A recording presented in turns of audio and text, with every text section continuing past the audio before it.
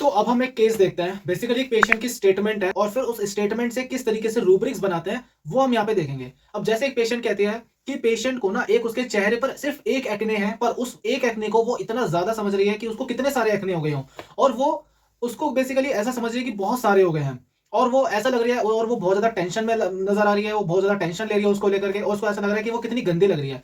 तो बेसिकली अब यहाँ पर हमें अपने इसके रूब्रिक्स बनाना है। तो सबसे पहले इसके अंदर रूब्रिक्स बनेगा एग्जैगरेटिंग। एग्जैगरेटिंग का क्यों एग्जैगरेटिंग? इसलिए क्योंकि वो पेशेंट सिर्फ एक एक्ने को इतना ज्यादा बड़ा चढ़ा करके सोच रही है कि बस क्या कितने सारे एक्ने हो गए उसके चेहरे पर। तो ये एग्जैगरेटिंग हुआ। उसके बाद होता है delusion. Glittering objects were to glitter looking.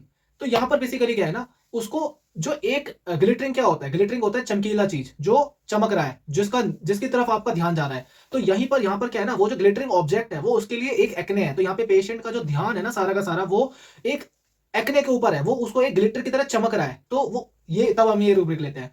फिर होता है यहाँ पर फियर डिसफिगर्ड ऑफ बीइंग। अब उसको जो लड़की है उसको लग रहा है कि उसका चेहरा कितना ज्यादा खराब हो गया है उस एक्ने की वजह से, कि वो कितनी ज्यादा बेकार दिख रही है। अब तो वो उसका चेहरा ऐसा लग रहा है कि वो खराब ही हो गया है। तो इसीलिए यहाँ पे लेते हैं फियर ऑफ बीइंग डिसफिगर्ड।